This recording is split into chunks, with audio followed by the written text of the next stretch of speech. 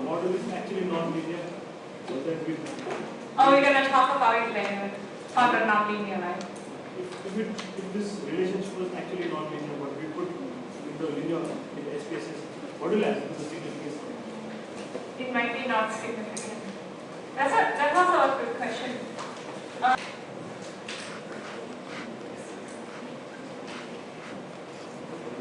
Suppose your scatter plot like this. It's you can see there's a curve, right? Not a linear form. But then suppose it is symmetric. When you fit the model, you probably have kind of this line. And when you test the slope, what is that? Suppose that you test whether the slope equal to 0 or not. You might not reject it now, right? You might not reject it now. It's possible. But we're going to talk about that. If you see some curve, we shouldn't put it as a linear term.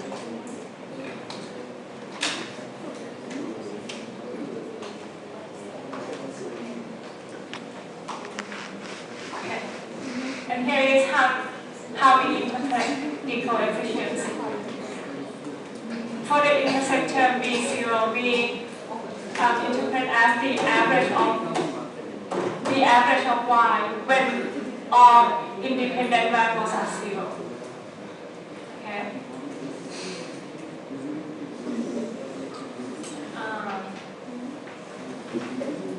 They also note that it is often misleading to try to interpret the value of intersect term, particularly if 0 is outside the range of values of independent variables. What does it mean? What does it mean?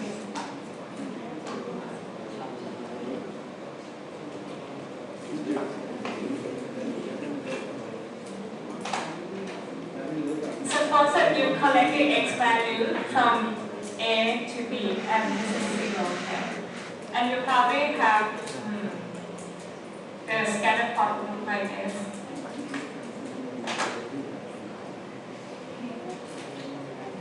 Okay. And suppose that we fit the model, we got this model. Okay.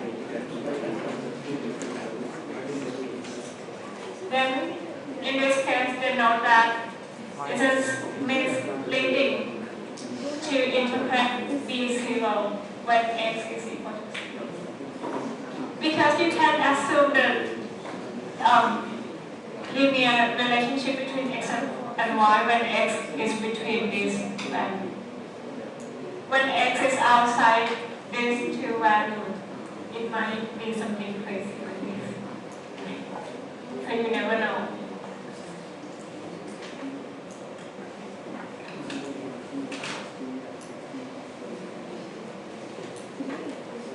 And for the slope, for example, h, suppose that we have v1 equal to 40.8.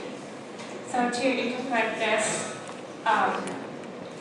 v1, we said that for each additional year of h, income increased on average by $41 US, assuming, and this is important, assuming that the other independent variables remain constant. Okay? And all other variables remain constant.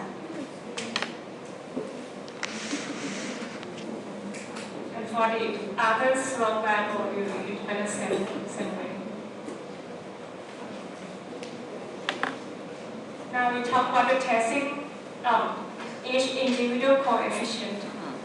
Why we need to test this hypothesis?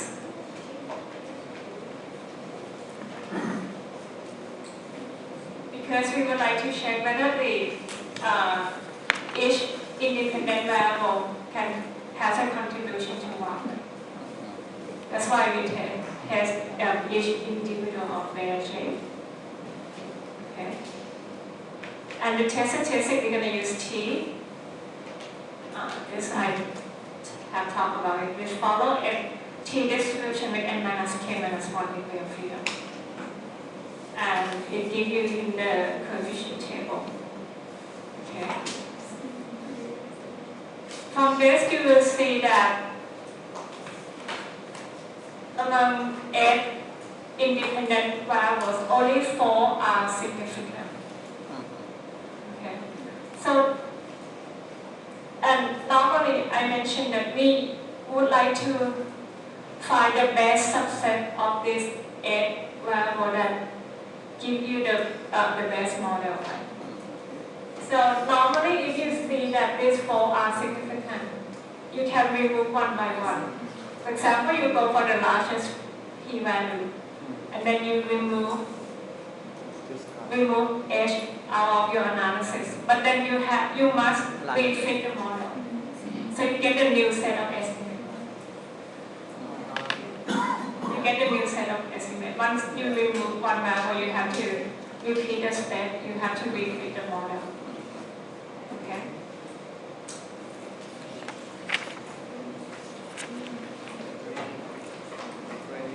And the next question is how to use the regression equation for prediction. And when we talk about prediction, we mentioned 2 cases, right? The first one is to estimate get the confidence interval for the expected value of y or the mean of y. Okay, and the other one is prediction interval for particular value of y. So which one is wider? The first one. The first one, right? Prediction interval is always wider than confidence interval. Okay, and when we deal with multiple linear regression, to get the interval estimate, both prediction interval and confidence interval is get complicated. So we will use a solver. Otherwise, we have to solve the metric. Okay. Oh my God. This is a linear algebra. You have to do some inverse of the metric. Metric modification. Okay. Okay, but here we're going to use SPSS. So how to get the interval estimate for these 2 vectors? Okay. We would like to find 95% confidence interval and prediction interval for these 2 vectors. So first of all, we're going to input these 2 rows in the bottom of our data set. But then this 2 vectors has only 8 variables except income. So we're going to leave income as just a black value. Okay. So here's suppose this is a SPSS file. Okay. And we include this 2 vectors, 2 new vectors in the bottom. Okay, and we leave income blank. Okay, we leave the response variable blank. And then we do the same thing, analyze regression linear, and then put dependent and independent variables. But then we have to click on Save button. Okay, and you check on unstandardized, mean, and individual. If you check mean, you get the confidence interval. If you check on individual, you get the prediction interval. Okay, and here we specify the confidence interval to be 95%. Okay, and once you enter it, you get these 5 new columns. The first one is a y-hat, or just a point estimate. Okay, of y-hat. And then you get the prediction interval. No, this is, again, I have to. It's my mistake.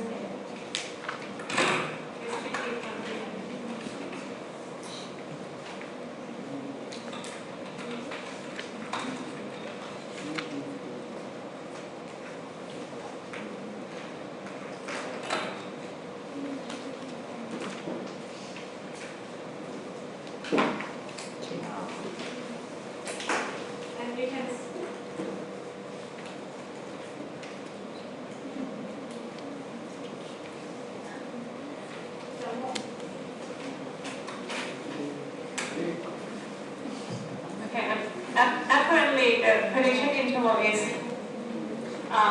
always wider than confidence interval. Okay. Any questions?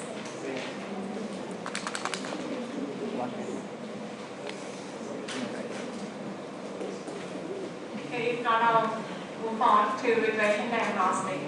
Okay, so now we obtain the regression equation, right? And then we must check whether our assumption on error terms are valid or not. Okay, so how many assumptions we have?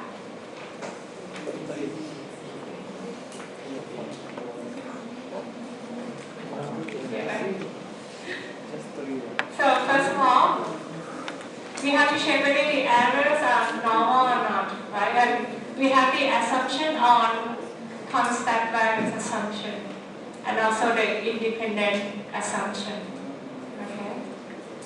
So how to check whether the error terms are normal or not? Last time I introduced two methods, right? The first one is to plot a histogram. Okay. And the other one is to plot a PP plot. Normal PP plot. Okay. And we said that the error terms cannot be observed, right? So we're going to use the estimate of the error term, which is EI. Okay. When I talk about the error, it's an epsilon. Okay. But residuals is an E, which is the distance from the y hat to y. Okay. So to check whether error levels is normal or not, we use a histogram or PP plot. To check the variance assumption, we can plot the residuals versus the y hat versus the predicted value of y hat of y or y hat. Okay. And to check the whether errors are independent or not. Sometimes we plot the residuals versus the time period or the sequence of data. Okay. And we can also check the outliers of the data.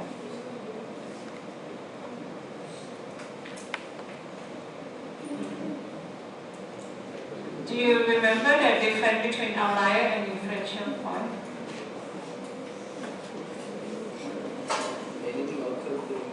Outlier is a value that are far away from the majority of data points, right? But inferential point means that if you include the inferential point, your regression line will change a lot. Okay. So for the residuals plot, we plot the residuals versus each of the independent variables. Or you can plot the residuals versus the predicted value of y hat. Yes. Or you can check all of that. So for example, in previous example we have 8 independent variables, right? So you're probably gonna produce like 9 plots. Okay. One with the y hat and the rest are with the residual versus each independent variables. Okay. If you see something like this, we call it as funnel shape, then we deal with the non-constant variance. Okay. And if it scatter around with no pattern, that means it's good. Okay. Okay. So for the residuals plot, what you expected to see is that you should get the plot with no pattern at all. Okay. With no pattern at all. That means that your error term has constant variance, and also there is no, and also the independent assumption is valid. Okay.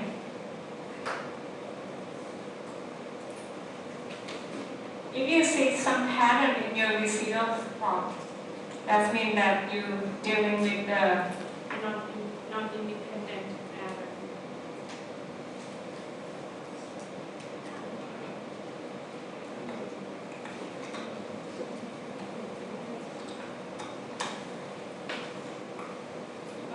And to check the normality assumption, you can either use the histogram or the PP plot, right? In this histogram, we overlay with the normal curve, okay? And you can see that you can see some deviation, right? In the histogram. And if you check the PP plot, if the error term is normal, what do you expect to see? S curve. Then this thick line, right, or the point here should lie close to the straight line. Okay? How about in this case?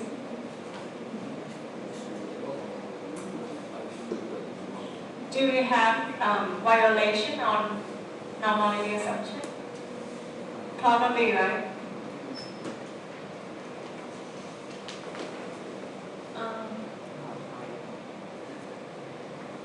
Let me go back to this one. Usually the normality assumption is not a very serious issue, meaning that suppose that you find the error term is not normal, is normally distributed, but it's quite close to normal, then the assumption is fine. But the assumption on variance, constant variance and independent are very serious issue. Okay. If you see that the variance are not constant, you probably need to use other method. Okay. And suppose that you plot the zeros versus time and you see that, okay, the errors are not independent. You probably have to go for like time series, which is not covered in this class. Okay, but these two assumptions are very serious. Okay, the normality assumption is not that serious. Okay, and this is a scatter plot. The residuals versus the y-hat of predicted value. Do you see any pattern? This is not easy to see. What about constant variance? Yeah, constant. Variance is constant or non-constant? I see it just a slope. You can see that it's like this, right? Yes. And like this. And then this. Maybe you have a problem with the non-constant variance. It's a negative value.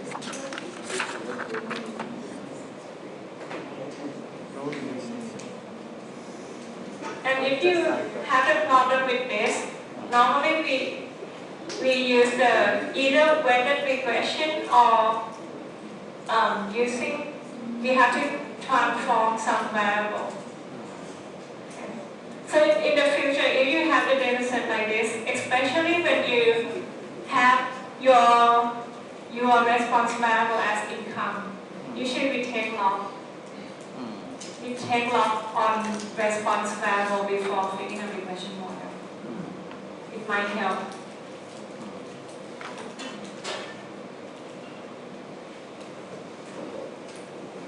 Any questions? We're not going to have break.